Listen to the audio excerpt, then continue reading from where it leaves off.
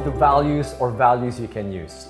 The Bible says in 1 Peter 2 verse 17, honor all people.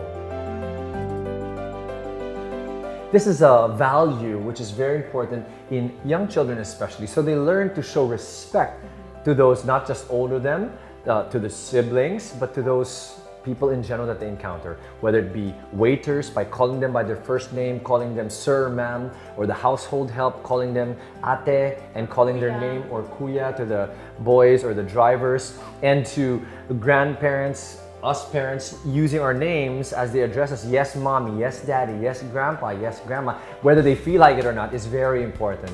You know, as they meet new people as well, one of the ways we instill honor and respect is they will look them in the eyes, extend their hands, shake it like this, and say, for example, hi, my name is Edric, nice to meet you. And then they do that, and oftentimes we will get a surprise reaction because it's uncommon. But shouldn't that be the norm, where we honor all people? In fact, it's not the norm in young children, and we really have to instill this in them. I remember our 3-year-old Catalina.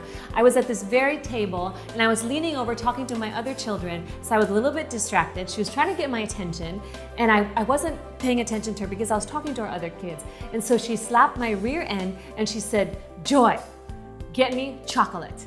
And I looked over at her because I was surprised because she's so little, but she didn't understand that she was doing anything disrespectful. And so I had to take her aside and explain to her, "Catalina, you don't address mommy and daddy as by our first names. You have to call us mommy or daddy.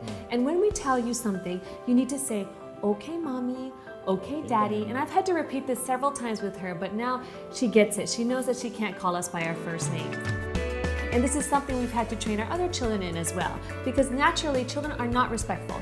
And so it's our duty and responsibility as parents to teach them and also to role model it. I remember there have been times when in my tone towards Edric, I'm not super respectful.